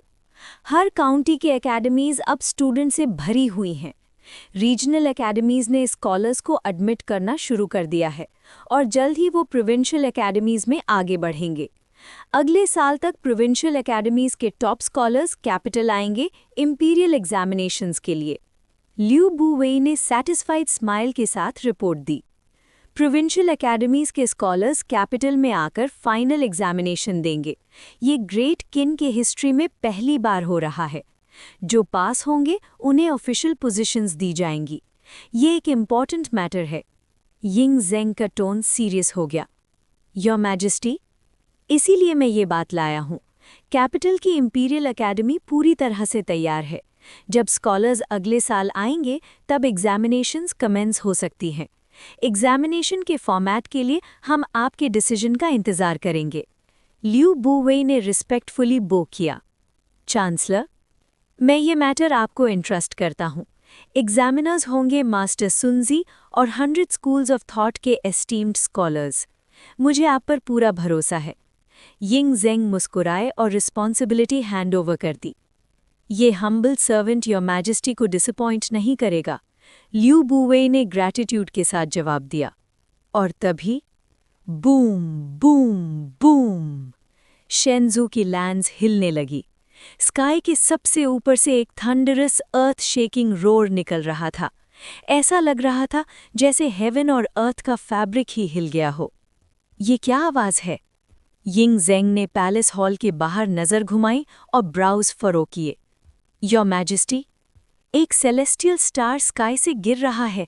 वो सिनयांग सिटी की तरफ डिसेंड कर रहा है। मिनिस्टर रेन श्याओ जल्दी से हॉल में आए और रिपोर्ट शाउट किया। क्या? यिंग ज़ेंग का एक्सप्रेशन चेंज हुआ और एक स्टेप फॉरवर्ड लेते ही वो इंस्टेंटली पैलेस के बाहर अपीयर हो गए। कोर्ट ऑफिशियल्स यिंग ज़ेंग की फॉर्मिडेबल प्रेजेंस देखकर विजिबली शेकन हो गए, लेकिन जल्द ही वो अपना कंपोजर रीगेन करके उनके पीछे बाहर भाग गए। जब वो बाहर आए, उनकी नज़र एक मैसिव मीटियोर पर गई जो फायरी रेड हेलो से सराउंड हुआ सीधा सिनयांग सिटी की तरफ हर्टलिंग कर रहा था। अगर ये क्रैश करता तो बिना डाउट वाइड स्प्रेड डेविस्टेशन होता। कैसे एक मीटियोर अचानक डिसेंड कर सकता है? यिंग ज़ेंग ने ब्राउज फरो किए। योर मैजेस्टी, अगर ये मीटियोर सिटी में गिरता है तो इमेंस कैजुअल्टीज होंगी। मैं तुरंत लोगों को इवैक्यूएट करने का ऑर्डर दूंगा, ल्यू बूवे ने ब्रिम फेस के साथ कहा। कैपिटल सिनयांग सिटी में सबसे ज्यादा पॉपुलेशन डेंसिटी थी। मीटियोर स्ट्राइक करे तो कम से कम आधा शहर रुइंस में बदल जाता। टाइम नहीं है। यिंग ज़ेंग ने रैपिडली डिसेंडिंग मीटियोर पर नज़र फिक्स की और एक्सप्रेशन सॉलम हो गया। मिनिस्टर्स, पैनिक मत करो, मैं हूँ। यिंग ज़ेंग की आवाज़ पूरे शहर में गूंज रही थी और सिनयांग सिटी में काउंटलेस सिटीजन्स जो डेफिनिंग नॉइस से ड्रॉ हुए स्काई को देख रहे थे। ये तो बुरा है, मीटियोर सीधा सिनयांग सिटी की तरफ आ रहा है। भागो, अपनी जान बचाओ। अगर ये क्रैश करता तो हम सब डूम्ड हैं। शहर छोड़ो जल्दी। हेवंस, क्यों एक मीटियोर सिनयांग पर गिर रहा है? मीटियोर को देखकर लोगों में सिर्फ टेरर था। उनके लिए अगर मीटियोर लैंड करता तो सर्टेन डिस्ट्रक्शन का मतलब था। तभी यिंग ज़ेंग सिनयांग सिटी के ऊपर स्काई में खड़े हो गए। सिटीजन्स ऑफ ग्रेट किन, डरो मत, मैं हूं। इस मीटियोर से कोई डेंजर नहीं है। नेशन के फेट के सपोर्ट से यिंग ज़ेंग की आवाज़ पूरे शहर में गूंजी और सिनयांग सिटी में काउंटलेस सिटीजन्स जो हेड रेज करके ऊपर स्टैंडिंग फिगर को देख रहे थे। हिज मैजेस्टी, क्या हिज मैजेस्टी इमॉर्टल है? क्या ये हिज मैजेस्टी हो सकते हैं? हिज मैजेस्टी फ्लाई कर रहे हैं। ये डिवाइन पावर है। लेजेंड्स कहते थे क्राउन प्रिंस इमॉर्टल है, लेकिन हिज मैजेस्टी भी है।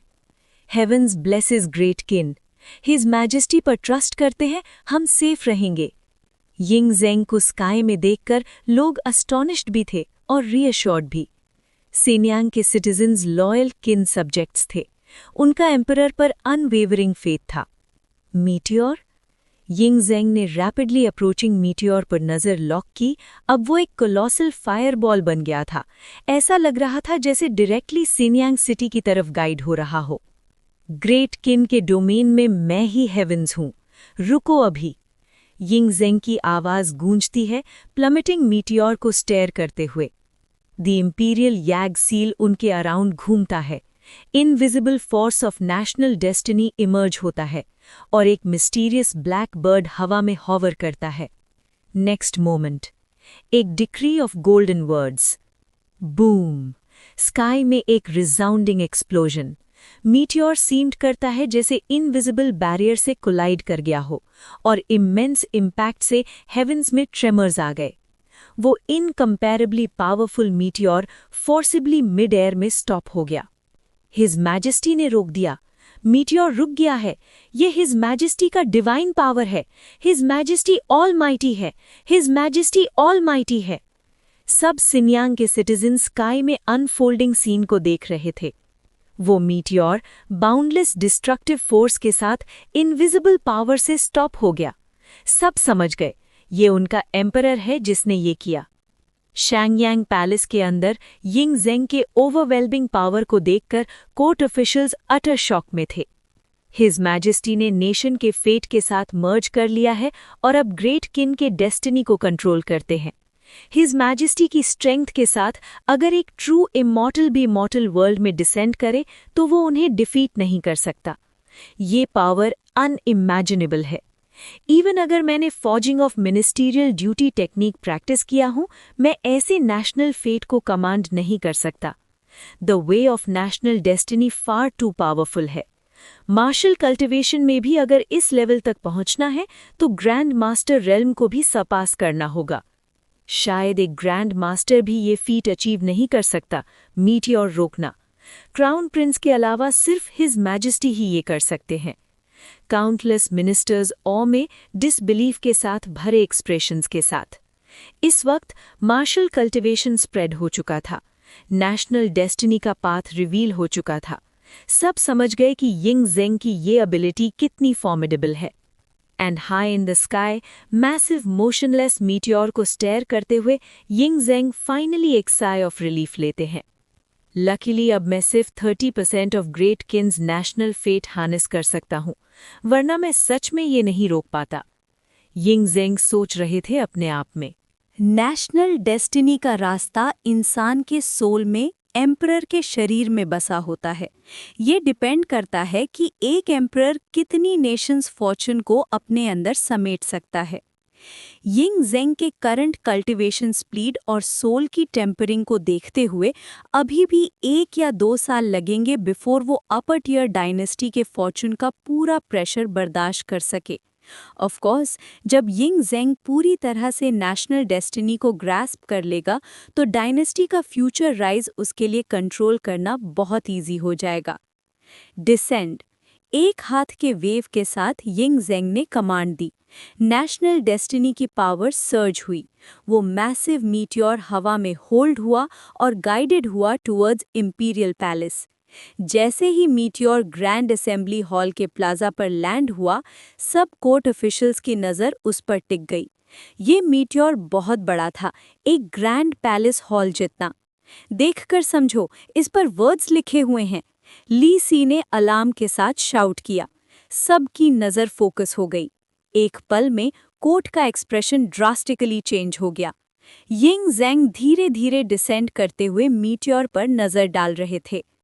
जब उसने सरफेस पर बड़े इंस्क्रिप्शंस देखे तो उसका चेहरा आइस कोल्ड हो गया।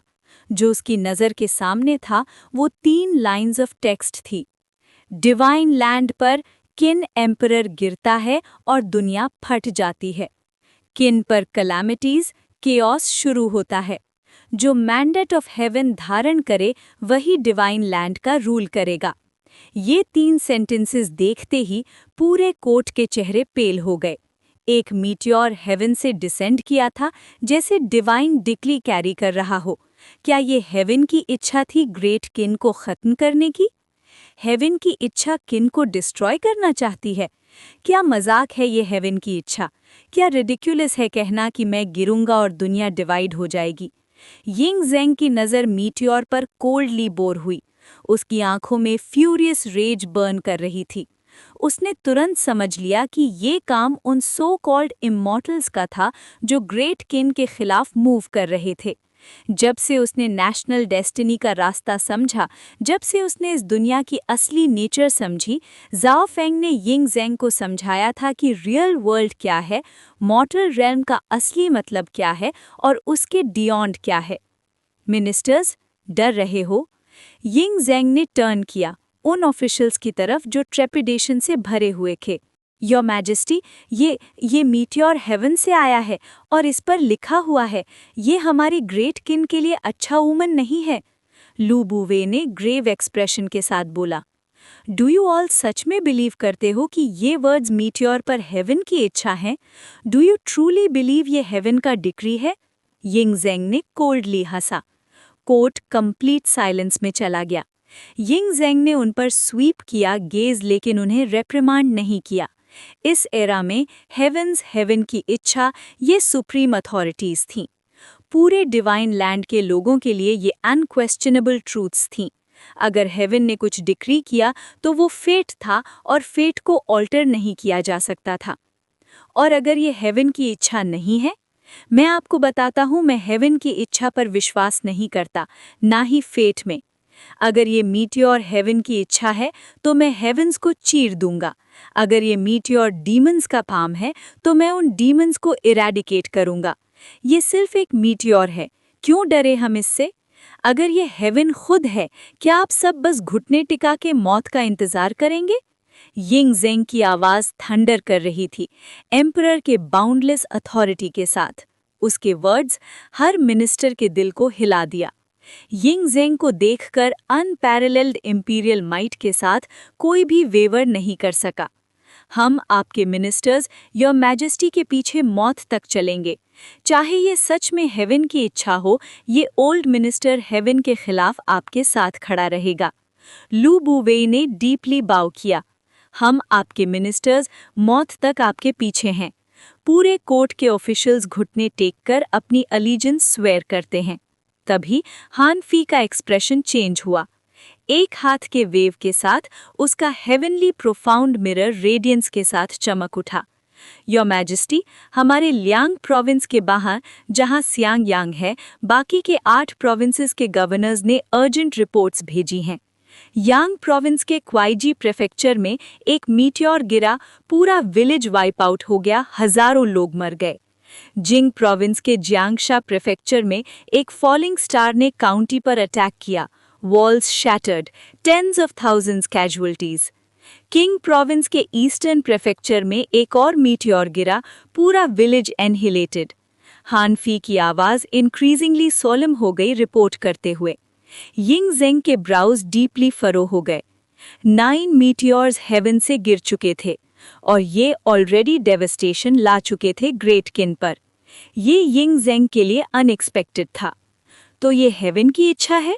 क्या आप लोग सच में बिलीव करते हैं कि असली हेवंस इतनी डिलिबरेटली एक्ट करेंगे? क्या ट्रू हेवन सब लिविंग बीइंग्स को सिर्फ स्ट्रॉ और डस्ट समझेंगे? यिंग ज़ेंग ने कोल्डली स्काई पर नजर डाली और स्टर्न शाउट निकाला। ऐसी सिचुएशन के सामने सब ऑफिशियल्स के एक्सप्रेशंस ग्रिम हो गए। 9 स्टार्स हेवन से गिर चुके थे। जो डेवस्टेशन ग्रेट किन पर हुई थी वो इतनी इमेंस थी कि शब्दों में बयान करना मुश्किल था। अगर ये सच में फेट का काम था तो ये बहुत ही डेलिब्रेट लग रहा था। अगर ये हेवन की इच्छा थी तो ये बहुत ही एक्सेसिव थी। मैं आपको बताता हूँ, यिंग ज़ेंग ने कोल्डली कहा। उसकी आवाज़ बेयरली सप्रेस्ड फ्यूरी से भरी हुई थी। ये गिरते स्टार्स ने मेरी ग्रेट किन के लोगों की जान ले ली है। ये हेवन की इच्छा नहीं है। योर मैजेस्टी, इस मामले को कैसे हैंडल करें? ली सी ने लाउडली पूछा। इतनी बड़ी कैटेस्ट्रॉफी, 9 प्रोविंसेस पर गिरते स्टार्स, ये पहली बार हुआ था। एक्सपीरियंस्ड होने के बावजूद ली सी मोमेंटरली कंफ्यूज था। Deliver my decree to the governors of the 8 provinces. उन्हें तुरंत ट्रूप्स डिस्पैच करनी होंगी ताकि डिजास्टर से अफेक्टेड लोगों की मदद हो सके, वूंडेड का ट्रीटमेंट हो और बिरीव्ड को कंफर्ट और असिस्टेंस मिले। जहां तक फॉलन स्टार्स का सवाल है, उन्हें हेवनली प्रोफाउंड मिरर्स के थ्रू कैपिटल तक ट्रांसपोर्ट करवाया जाएगा। कोई आम इंसान फॉलन स्टार्स के बारे में डिस्कस नहीं करे और न ही हेवनली प्रोफाउंड मिरर्स के जरिए कोई इन्फॉर्मेशन स्प्रेड हो। यिंग ज़ेंग ने बिना हेजिटेशन के अपना डिक्री इशू किया। जैसे ही उसके वर्ड्स गिरे, डिक्री इंस्टेंटली इफेक्ट में आ गया। पहले यिंग ज़ेंग के कंट्रोल में जो हेवनली प्रोफाउंड मिरर्स थे, उनमें इमीडिएटली फॉलन स्टार्स डिस्कस करना रिस्ट्रिक्ट हो गया। ये मिरर्स जो आम लोगों में वाइडली डिस्ट्रीब्यूटेड थे, उनके लिए कम्युनिकेशन का मीडियम बन चुके थे, कंट्रीब्यूशन पॉइंट्स के जरिए। अगर फॉलन स्टार्स की खबर अनचेक्ड स्प्रेड हो जाती तो यिंग ज़ेंग में ग्रेट अनरेस्ट होता, इसलिए यिंग ज़ेंग ने शुरू से ही इस डिस्कशन को सप्रेस कर दिया। As ruler with second highest authority over heavenly profound mirrors, ये काम उसके लिए एफर्टलेस था। साथ ही इंगजेंग ने कहा, इस डिक्री को पूरे रेल्म में अनाउंस करो और ऑफिशियल प्रोक्लेमेशन निकालो। ग्रेट किन फिर भी फ्लरिशिंग है, लेकिन वैंक्विश्ड स्टेट्स के रेमनेंट्स शैडोज में कॉन्स्पिरेसीज कर रहे हैं और वर्स, उन्हें डिमोनिक फोर्सेस सपोर्ट कर रही हैं। ये एक अनफॉरगिवेबल क्राइम है। आज से 36 प्रीफेक्चर्स ऑफ द 9 प्रोविंसेस में गैरिसन्ड ट्रूप्स थरो सर्च कंडक्ट करेंगी। जो भी इंसान ग्रेट किन के बॉर्डर्स में हेवनली प्रोफाउंड मिरर या ऑफिशियल हाउसहोल्ड रजिस्ट्रेशन के बिना पाया गया, उसे इमीडिएटली इम्प्रिजन करो। अगर वो वैंक्विश्ड स्टेट्स के रेमनेंट्स हैं तो तुरंत एग्जीक्यूट करो। इंगजेंग ने स्विफ्टली दूसरा डिक्री इशू किया। चाहे उसने फॉलन स्टार्स की इन्फॉर्मेशन हेवनली प्रोफाउंड मिरर्स के जरिए स्प्रेड होने से रोकी, लेकिन वो जानता था कि वैंक्विश्ड स्टेट्स के रेमनेंट्स इस डिजास्टर का फायदा उठाने की कोशिश करेंगे। अगर ऐसा हुआ तो इंगजेंग पहले ही एक्ट कर लेगा।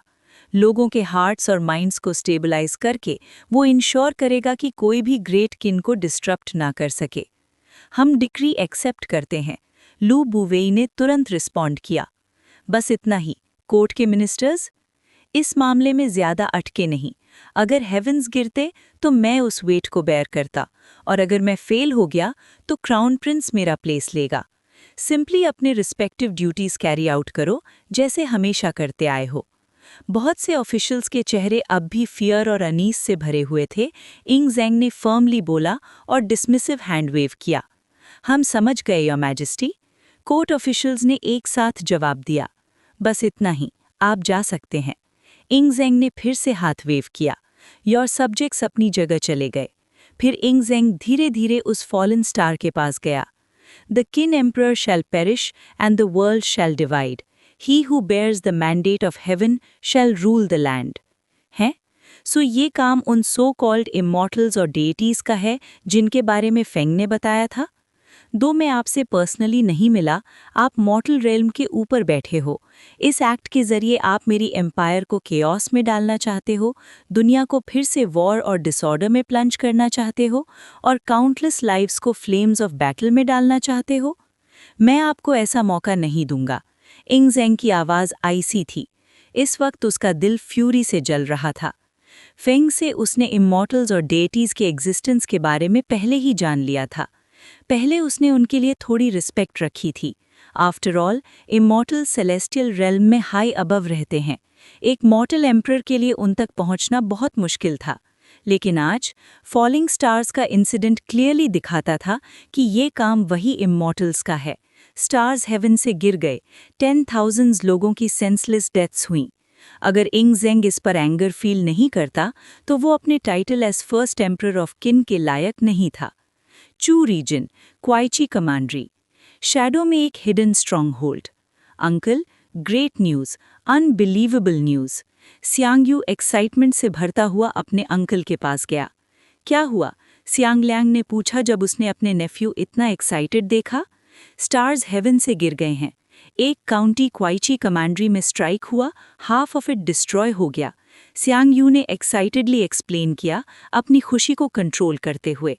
सियांगलियांग ने फ्राउन किया और कहा, यूर, हमारी ग्रेट स्टेट ऑफ चू किन ने कॉन्कर कर लिया, लेकिन क्वाइची कमांड्री के लोग अब भी फॉर्मर चू सिटीजन्स हैं। अब उन्हें कलामिटी फेस करना पड़ा। तुम कैसे खुश हो सकते हो? सियांगयू का एक्सप्रेशन चेंज हुआ और उसने क्विकली क्लैरिफाई किया, अंकल, अगर ये सिर्फ इतना होता तो मैं खुश नहीं होता, लेकिन की इस फॉलन स्टार में है। फॉलन स्टार में क्या है? सियांगलियांग पजल्ड हो गया। हमारे एक भाई का ऑफिशियल हाउसहोल्ड रजिस्ट्रेशन उस काउंटी में है। उसने अपनी आंखों से स्टार पर इंस्क्रिप्शन देखा है। सियांगयू का फेस एक्साइटमेंट से ग्लोइंग था, इमोशंस को सप्रेस करते हुए। एक मैसेज स्टार पर सियांगलियांग का एक्सप्रेशन शॉक और क्यूरियोसिटी से मिक्स हो गया। I have transcribed it, uncle. Please read it. श्यांगयू ने अपनी रोब से एक पीस ऑफ क्लॉथ निकाला और श्यांगलियांग के हाथ में दे दिया। श्यांगलियांग ने तुरंत उसे अनफोल्ड किया। जैसे ही उसने कंटेंट पढ़ा, श्यांगलियांग के चेहरे पर अस्टॉनिशमेंट का एक्सप्रेशन आया, जो क्विकली जॉय में बदल गया। डिवाइन लैंड के ऊपर किन एम्परर मरेगा और दुनिया फटेगी। किन अनंत कैलेमिटीज का सामना करेगा और केओस शुरू होगा। जो मैंडेट ऑफ हेवन रखता है वही डिवाइन लैंड पे राज करेगा। ये वर्ड्स सच में गिरते स्टार पर थे। श्यांग ल्यांग ने श्यांग यू को देखा, उसका चेहरा मिक्स्ड इमोशन से भरा हुआ। अंकल, श्यांग यू ने फर्म नॉड के साथ कहा, हमारे लोगों ने सिटी में अपनी आंखों से देखा है, हेवन से गिरता स्टार और ये वर्ड्स जो किन के डाउनफॉल की भविष्यवाणी कर रहे हैं। हेवंस के सच में आंखें हैं। ये ऊपर से साइन है कि किन डायनेस्टी का फेट खत्म होने के करीब है। ये तो जबरदस्त है। हमारी ग्रेट चू फिर से उठने वाली है। श्यांग क्लैन की रिवेंज अब करने के करीब है। किन एम्परर और जाओ फिंग, उन्होंने रिलेंटलेस वॉर्स लड़े, काउंटलेस लाइव्स को मार दिया। उन्होंने हेवंस को गुस्सा दिलाया है।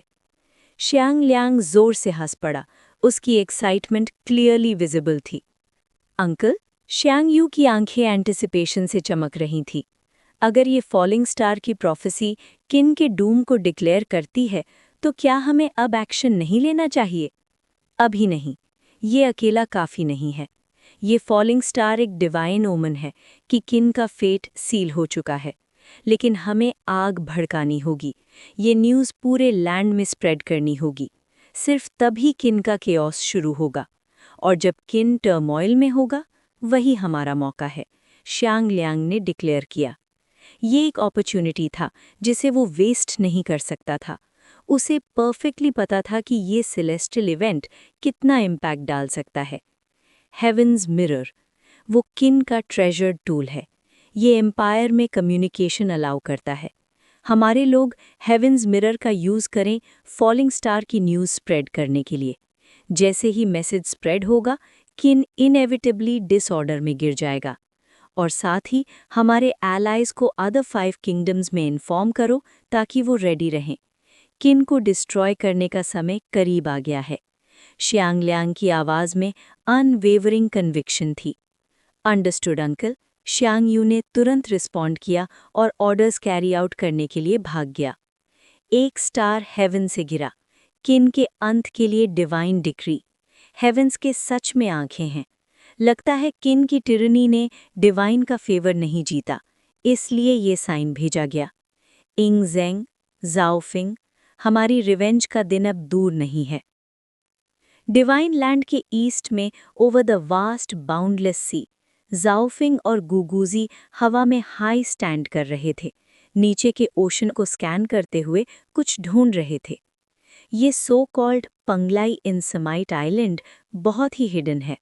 हम इतनी देर से सर्च कर रहे हैं फिर भी नहीं मिला।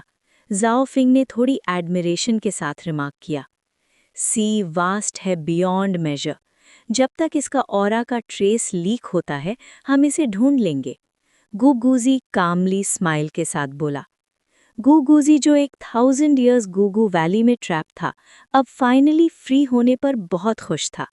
तभी जाओफिंग का एक्सप्रेशन सडनली चेंज हुआ। योर हाइनेस, क्या हुआ? गुगुजी ने तुरंत पूछा, जाओफिंग के डेमिन्योर में शिफ्ट को नोटिस करते हुए। एक सेलेस्टियल फिनोमिनन, फॉलिंग स्टार्स। ये 9 प्रोविंसेस ऑफ किन पर गिर चुके हैं और हर स्टार पर वर्ड्स हैं जो किन के डाउनफॉल को फोटेल कर रहे हैं, जाओफिंग ने ग्रेवली कहा। एक वेव ऑफ हैंड के साथ एक शिमरिंग स्क्रीन गुगुजी के सामने अपीयर हुआ। उस पर फॉलन स्टार्स की इमेज थी, साथ ही 3 ऑमिनस फ्रेजेस भी लिखे हुए थे। ये आउटर हेवंस के स्टार्स हैं। गुगुजी का फेस डार्क हो गया। Outer heavens? जाओफिंग ने कंफ्यूजन से पूछा। उसकी पास्ट लाइफ की मिथिकल स्टोरीज के अलावा इस वर्ल्ड और सेलेस्टियल रेल्म्स के बारे में ज्यादा नॉलेज गुगुजी से ही आया था। फर्मामेंट के बियॉन्ड हेवनली कोर्ट है, गुगुजी ने सॉलेमली बोला। फिर ग्रेव एक्सप्रेशन के साथ कंटिन्यू किया।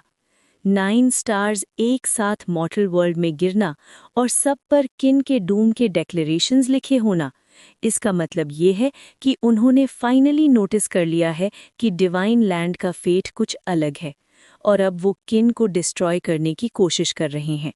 जाओफिंग ने नॉड किया। डिवाइन लैंड का फेट ही मैनकाइंड का फेट है। गुगुजी के मुताबिक ये लैंड ह्यूमैनिटी का लास्ट बैस्टियन है। अगर टाइम के साथ ये land completely human fate dissipate हो जाता तो डिवाइन लैंड भी इमॉर्टल लैंड जैसा हो जाता। वहाँ मॉर्टल्स सिर्फ इमॉर्टल्स के लाइव स्टॉक होते, उनकी बॉडी स्पिरिचुअल एनर्जी के लिए हार्वेस्ट होती और उनकी एसेंस सेलेस्टियल बीइंग्स कंज्यूम करते, और ह्यूमन फेट गॉड्स के हाथ में चला जाता। लेकिन जाओ फिंग ने ग्रेट किन एस्टैब्लिश करके इस कोर्स को ऑल्टर कर दिया। एम्पायर के फेट को सिंगुलर नेशनल डेस्टिनी में कंसोलिडेट करके उसने ह्यूमन फेट को स्टेबलाइज किया और उसे रिसर्जेंस की तरफ भी पुश किया। इस तरह मैंडेट ऑफ ह्यूमैनिटी जाओ फिंग के हाथ में आ गया, और ये शिफ्ट ऊपर के डियटीज से श्योरली अननोटिस्ड नहीं रहा होगा।